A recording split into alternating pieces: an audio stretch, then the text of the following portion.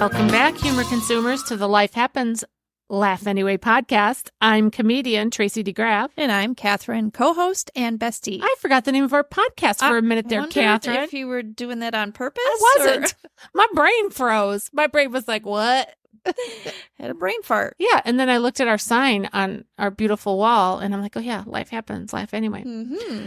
Well, I forgot to look. What episode number are we? 177. Oh, all right. Sounds good to me. Yeah, I'll take it. It is. 177.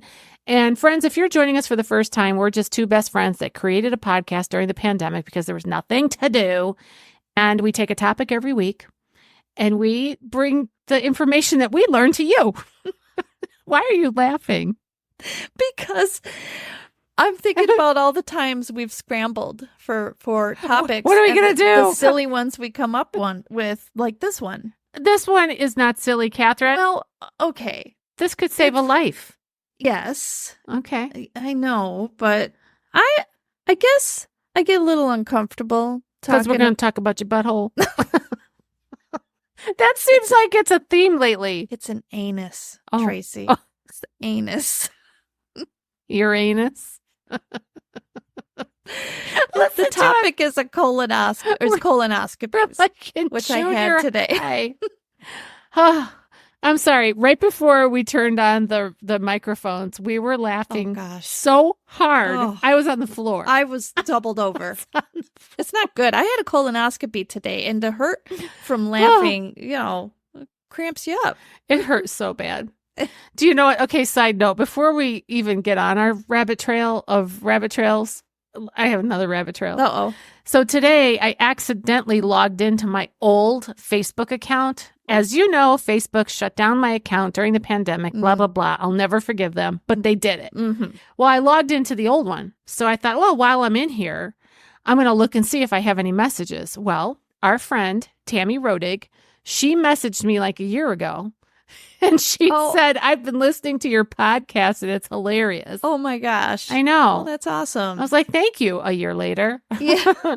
And she was listening to the episode where I called Ron Oh, Handsy yes. instead of Handy. Yeah. And that was funny. Oh, that is funny. Yeah. Well, as you know, Tracy, you have to forgive. You have to forgive Facebook. Why? Because Jesus forgave. Oh. So, well, you gotta Facebook forgive. is not a person. It's an entity. Still, it's got a hold on you. I do kind of hold a little bitterness there. Yes, you do. I do. Okay, I forgive you, Facebook. No, I don't. All right, let's go on. Let's talk about our topic today. Wait, before we do that, let's go down another rabbit trail. Our sponsors. Sponsors? Please tell our listening audience about our sponsors. Our sponsors are called humor contributors because they've crossed over from humor consumers to humor contributors by donating. It's a donation. It is, and we appreciate you. Yeah, $5 a month. And what that gives the contributor is just all this content. Our gratitude. And a little bit extra content that we're working on.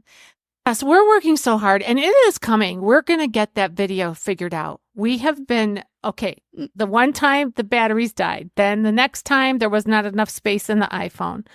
We should just do like random videos just when we're out and about and then send those out for now. Okay, we can do that. Right. We need to do what that. Emily suggested with the prayers and such. Right. Ask our people. Well, we can ask anybody. If you guys want us to pray for you, because Catherine's daughter, Emily, she's a podcaster as well. And she suggested that we ask you all, how can we pray for you? Mm-hmm. And we would love that. Yeah. First of all, we would love to hear from you. So if you can hear our voice, we would like to hear your voice in the form of not like an actual voice, like you don't have to call us or anything, but just communicate with us. Yeah. And back to the sponsorship. Yes. Thank you. You can sponsor by going to tracydegraaf.com and clicking on the buttons. It's super easy.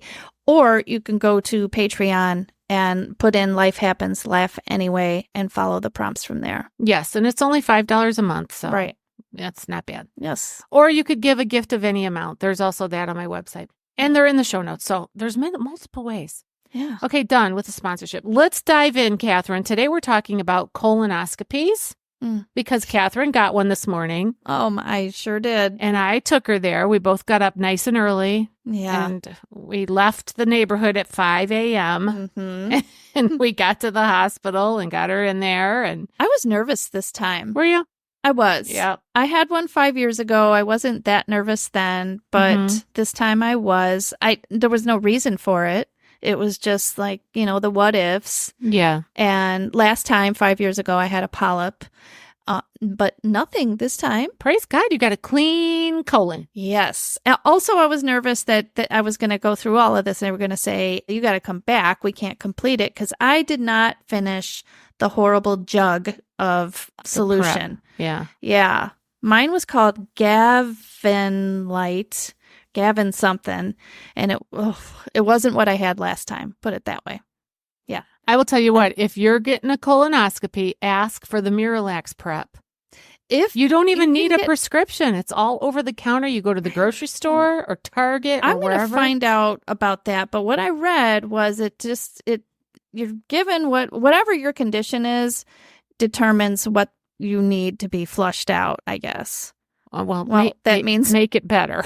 Make it easy. They just need an empty colon. Oh, gosh. Yeah. All right. Well, here are the takeaways from today. If you haven't left us yet, I know. This is what you're going to get out of today's episode. All right. We're going to talk all about colonoscopies and number one takeaway, when you should get it. We're going to talk about that. Number two, that's why. not it. No, that's not it. It's why and who. Oh, here it is. I got it. Sorry. I had my own notes, and now I'm looking at the notes that Cathrine gave me. Okay, why you should get them and when. So why you should get them and when. That's the first takeaway. Second takeaway is why people don't get them. And then I have some fun facts to share. Fun facts about colonoscopies. Yeah. As always, we have some scripture to share, believe it or not, about colonoscopies, and we also have a call to action. So stay tuned all the way to the end. This podcast could save your life. Yes. All right, Cathrine, what say you? Well, let's talk about why you need to get one, right? Why do I need to get one? Well, with the prevalence of colon and rectal cancers in the American population in particular, especially, and that is 1 out of 20 will develop colon or rectal cancer. Wow. Yeah. Anyway, screening is an invaluable tool for early detection of cancer since, unfortunately, symptoms of cancer may appear once the disease is more advanced. So you might not have symptoms at all until it's advanced. Yeah. So, right. And some people might hear that statistic and think, well, 1 out of 20, That's not me. Right. I mean, I have, a pretty good shot at not being that one. However, if you go in and get the test and you have a clean bill of health, good for you, right? Mm-hmm. But if you go in and you have a polyp or 2 or 3 or whatever removed, also good for you because now they've intervened. Yeah. Because those polyps, if they're left in there and left alone, they'll just grow into cancer. Yeah. Is that a guarantee? Yeah. Is it? I think so. I think that's why they take them out. No, because you can have a non-cancerous one. Well, they take them out. Right. I think what it is, you have to have the polyps to get to cancer, to get to colon cancer. Yeah. And that's why they take them out. So you're trying to get them out before they have a chance to become cancer. Okay. So you could have a polyp that is in there and take it out, and it doesn't show that it has cancer cells in it yet. You see. I thought it was just so that they can biopsy it to. No, they take them out no matter what. Right. Right. And I'm not a scientist, so I don't know, but that's my understanding is that the beautiful thing of colonoscopies, they are considered the gold standard in terms of a screening. Yeah. Because you have a couple of others that you can do. I don't know. Are you going to talk about that? The other types of colon? I can. I've got it here. I took this right off of my doctor's website. Oh, wonderful. So it's all, Okay. Well, what else do you've got to say about it? Well, I was just going to talk about that early detection. If you have that, the cure for precancerous polyps is about 100%. 100%. I love that number. Right. And for early cancer, that's like before the symptoms start, it's about 90%. So that's really good. Yeah. In contrast, cure rates for late-stage cancer, that's after the symptoms, is only about 50%. So it's a big difference. That's everything. That's life and death right there. Right. And the sad thing about colon cancer is that there are no symptoms until it's past that point. Right. You know, the 50% point that you just mentioned. Yeah. You know, it's you don't have pain, you don't know you have it until you get symptoms, and then uh-oh. Yeah. I was just talking to a friend today before, in between my colonoscopy and here, and she might not want me to mention her name, so I won't. Oh, who was it? Tell me. Oh, okay. But anyway, and she said, I haven't been, and my mom hasn't been to a doctor in 35 years. And anyway, she said she doesn't want to get one. I said, you should really get one. And she said, they're lucky that I get a mammo. And I said, well, no, you're right. the one. Right. And anyway, so I just tried to tell her or encourage her to go and get one. Yeah. Yeah. They're really not that bad. I know you had a rough time with the prep last night. Cathrine was texting me throughout the evening. She was like sending me emojis with a little green face, like I'm going to barf. I did. Okay. That's the truth. I mean, it depends on which prep you get. I think it 100% depends on which prep you get. Yeah. I mean, the one I had last time, it wasn't great, but I was able to add my own liquid to it, my own juice. This one, it was, I hate even thinking about it. And it was an entire gallon. It took me 5 hours just to drink half of it. Wow. And anyway, the taste was so awful. I almost gagged and threw up 2 times.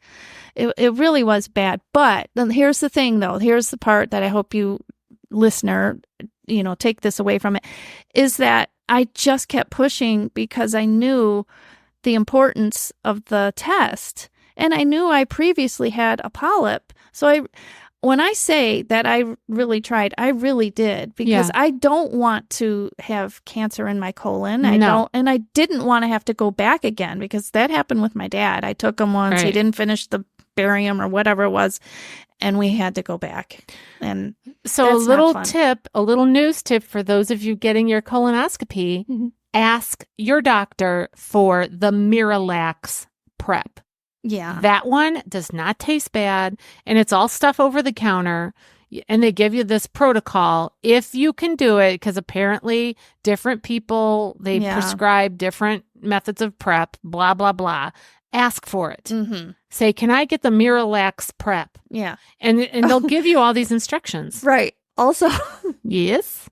What? I can't even believe I'm going to share this. What? Also, I only took, I think it was like just a few sips at first, or maybe it was half a glass. And I told Kenny, because I was starving, because you can't eat either. And that depends too on your doctor. Some are like, you can eat in the morning, but the day before you can only eat such and such. Well, I did not eat since the Monday before. Yeah. Anyway, so I was very hungry, and I made Kenny dinner, and I knew he was going to be eating. So I said to Kenny, I'm going to go outside and water the flowers while you eat. Because I didn't want to smell it or hear it, and especially didn't want to hear it. Misophonia. Look for our episode on that. Yeah. It's in there. Anyway, so I go outside. I bend over to get closer to the flower. Did you fertilize the flowers, Cathrine? I thought it was going to toot. I'm like, oh no. This is taking effect already. Yeah. Because it says an hour. Well, funny, because I'm outside and that happens, and I look around to see if there's any neighbors or anybody walking their dog, and the dog might come up and sniff me.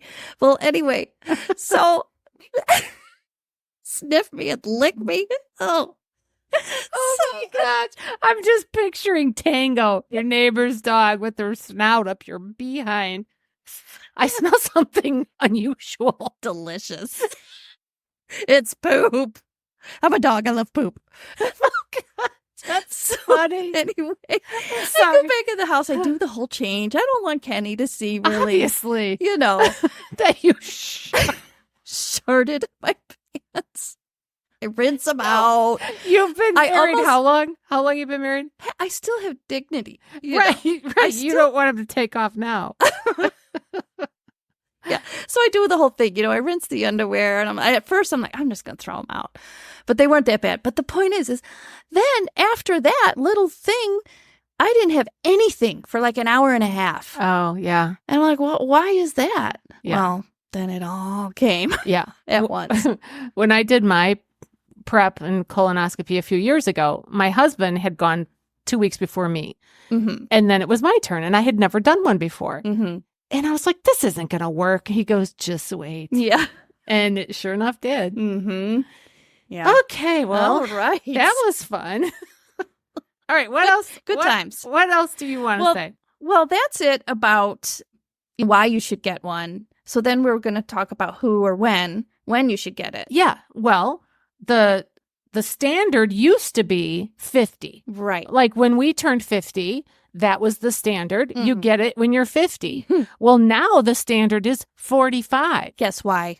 Because more people are getting sick and dying of colon cancer before they can get in for their 50 thing. And the reason for that is the crappy diet. The sad diet. Yeah, it's very the sad. standard American diet. Yeah, it's sad. Boo. I wish I had a boo button right Boo. now. Boo. Oh, that'd be fun. It would be. I could put that in the Audacity. Yeah, thing. Do it. Boo. Yeah, boo.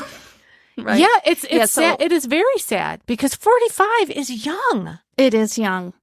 Yes. And did you know that if you have a history of colon cancer, so if you have a parent or a sibling who has had it, then your time to go is 40. You're taking away my part here. Oh, sorry. I didn't know. I didn't know if you were going to share that.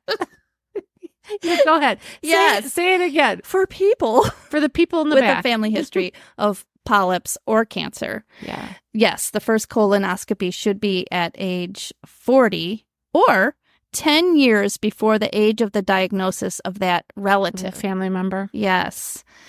Also, people with a personal history of colon or rectal cancer should have a colonoscopy 1 year from the surgery.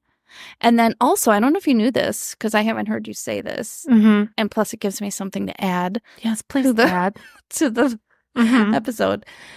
Women with a personal history of ovarian or uterine cancer before the age of 60 should have a colonoscopy beginning at the age of 40. I did not know that. I did not know that either. Yes. Also, people with extensive IBD, inflammatory bowel disease, Crohn's disease, and ulcerative colitis. Okay. Yeah. So if you got issues with the plumbing, get to the doctor and let him figure it out. Every 2 years. Yeah. And then there's more, but these things are a little bit more rare. And if you have these things, you probably are going when you're supposed to be going because it's family hereditary stuff. Yep. Sounds good. Mm-hmm. All right. Anything else about why you should get them and when? No. All right. Well, let's talk a little bit about why people don't get them. Yes. What do you think? Why do you think just in general people don't? Why do I think Yeah, in I just general? want your opinion. The very first thing that I think about are two things simultaneously. I think some people who are self-employed don't have insurance, and so it's very costly, so they avoid going. And also they're afraid if nobody tells them, because if you go to your doctor on a regular basis, if your doctor doesn't say, hey, you're 40 or you're 45, you should be getting a colonoscopy, or I see here on your chart that you've never had one, you should go. I think if a doctor doesn't say that, there's a lot of people who just don't. Yeah, because they're like, doc says I'm good. Yeah, and that's not on my list here of what this doctor says, the reasons that he hears patients say. Yeah. But I do believe if a doctor isn't telling a patient, and they're not likely to go. Yeah, I that is very true. Some of the stats that I found online, so now some of this is from the American Cancer Society and other stuff is just from other resources. Number one, fear. Yeah. People are afraid. They're afraid of the prep, that it's going to be unpleasant. Yep. They're afraid of the procedure. They're afraid to know what the results are. Like they feel like if I have cancer, I don't want to know about it. Yeah, that's what my friend said when we were texting. She said, yeah. But, having had cancer myself. Mhm. You know, I am a cancer survivor. You want to know ASAP about cancer. Mhm. You want to know as soon as possible. Mhm. So it doesn't make any sense for somebody to say, well, I don't want to know. You do want to know.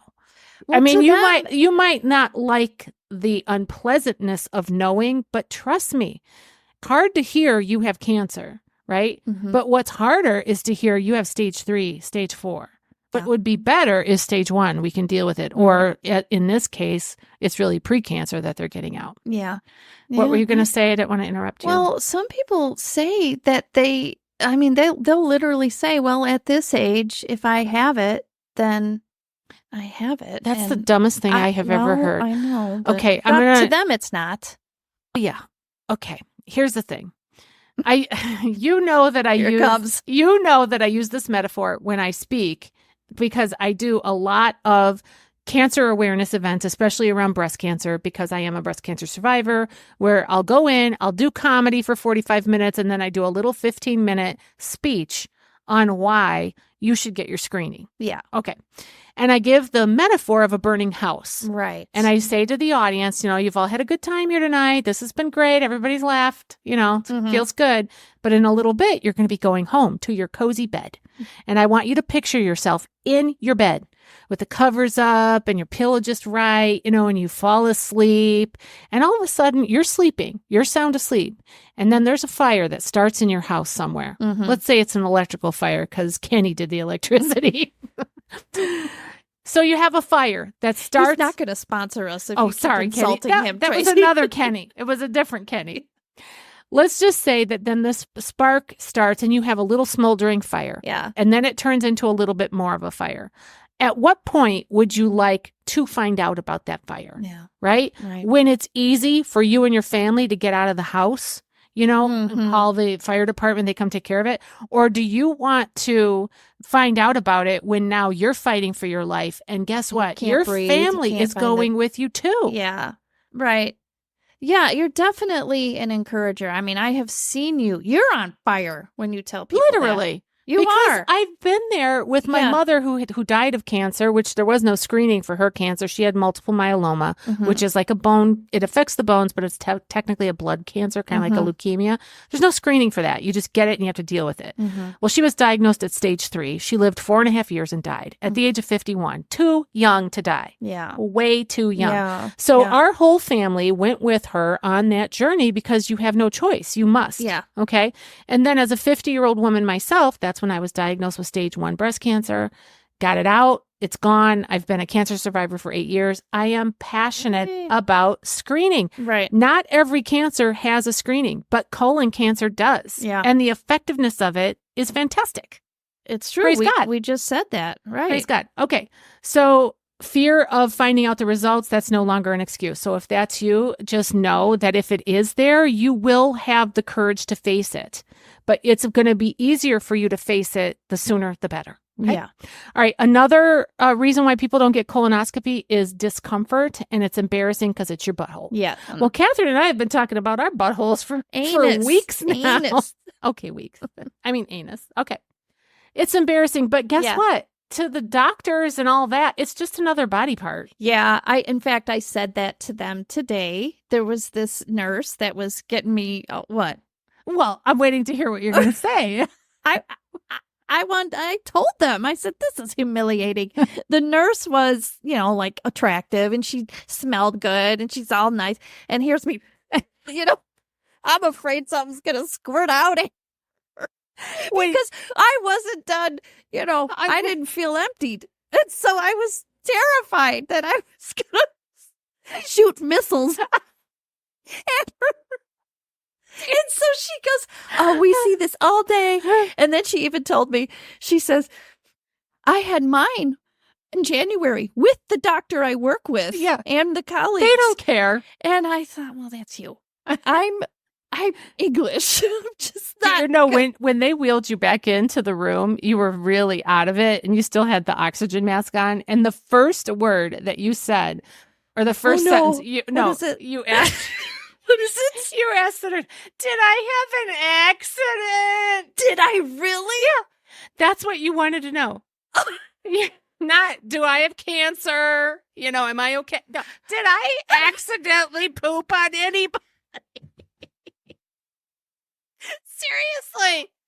Why didn't you tell me that earlier? I just told you now. We had breakfast and everything. I forgot about it. That is so funny. That's so me. So that was on your subconscious mind. Not do I have cancer. Did I poop?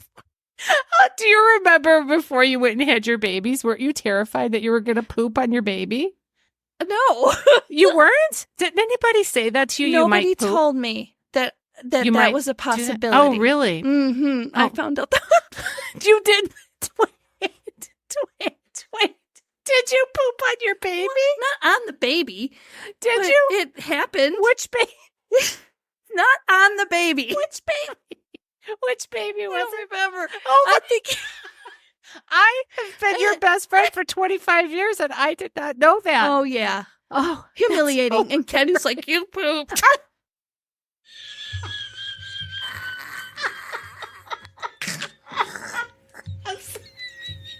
I'm sorry. I wanted to say, go away, Kenny. This is off the rails, out of control.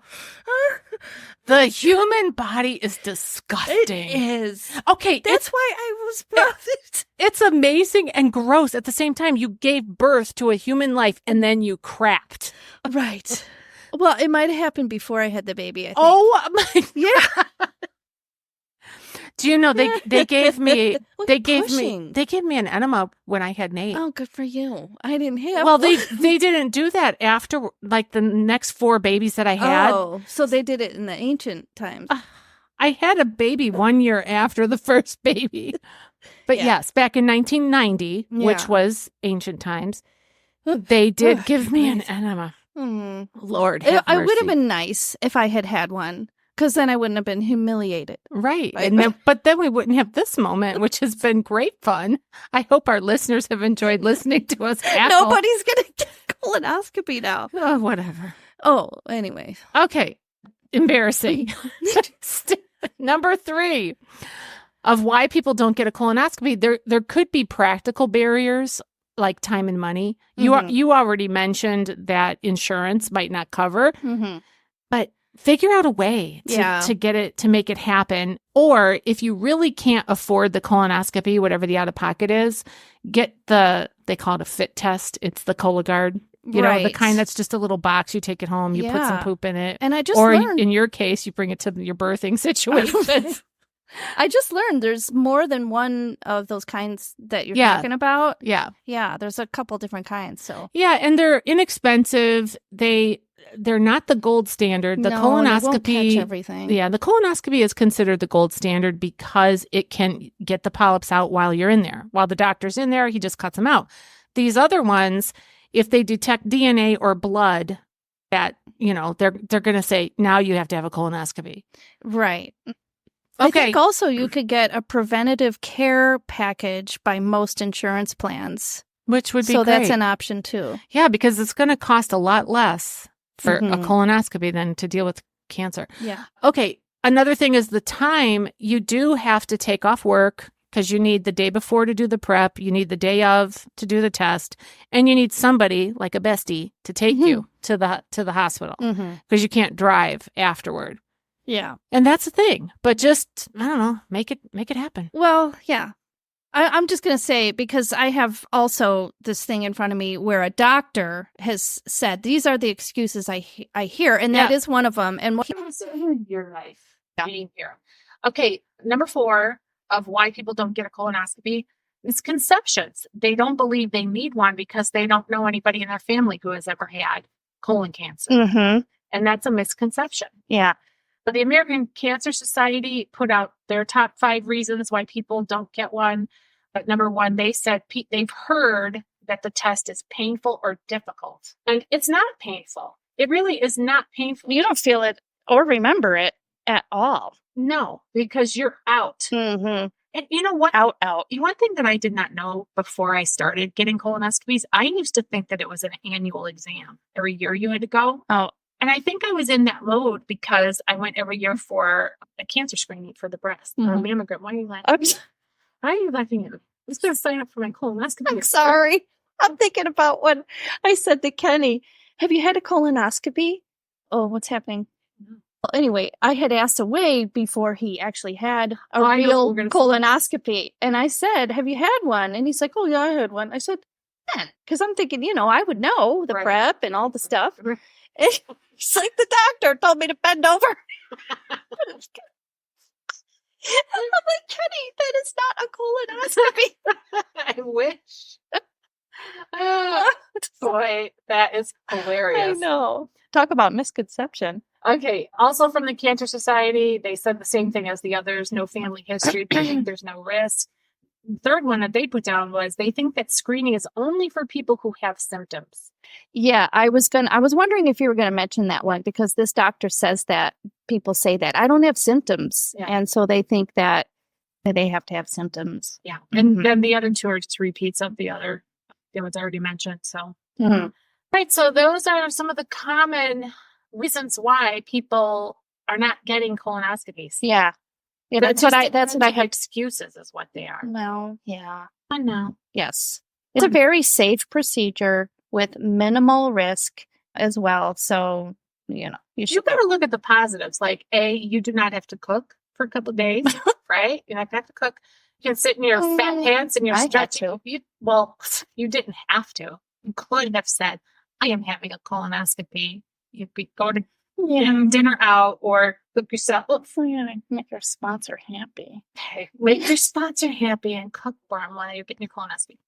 Well, you don't have to cook, like I said. You do not have to go anywhere. Like, you have an excuse to stay home for the day. You're going to stay close to the toilet, and you can just watch Netflix or whatever in your big comfy pants. You're going to get a real good nap. It's true. Give you that, whatever it is, propofol. It's the stuff that killed Michael Jackson, unfortunately. I don't know what's in it, but anesthesia. It's like a deep sleep. Yeah. You came right out of it right away. Did I poop? Did I? Well, I don't remember saying that. Like, I don't remember. You phrased it, did I have an accident? Did I have an accident? And the nurse was like, no, you didn't.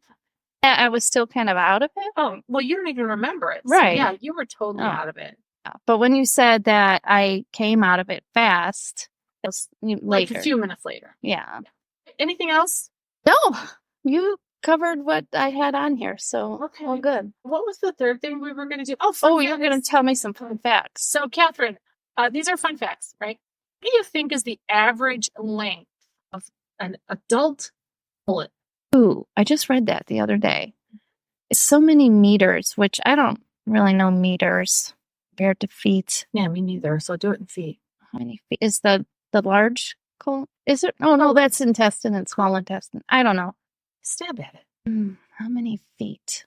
This just ran 12 feet. 6. So you're twice as wrong. Okay, what do you think is the average length of the small intestines? Okay. Feet? 22 feet. Oh, so you are wrong again. Thank you for putting that out there. You're welcome. Can you imagine 22 feet of and that's the small intestines? Yeah, I was just thinking, well, what's the large? No wonder I'm so big. There's got to be a room for. And is that the same size for everybody? No, I don't think so. Because as you know, it said average size. Colon. My colon is longer than 6 feet. I know. This is a thing, friends. It's called an extended colon or a tortuous colon. It's when you're tilted.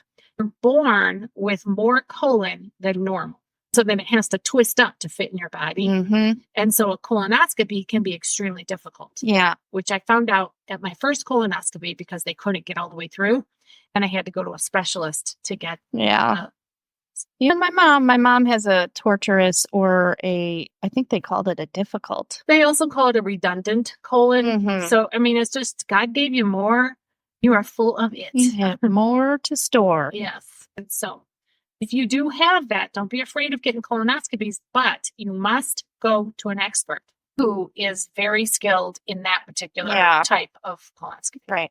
Okay. The third most common cause or the third most cancer worldwide is colon cancer. 10% of all cancers. I thought that was interesting. the second leading cause of death in cancers. Primarily, it's age 50 and up, but as we know, it has scooted down into that 45 to 50 range. Yeah. There are lifestyle factors. I find this so interesting that our lifestyle can affect, so much of our health.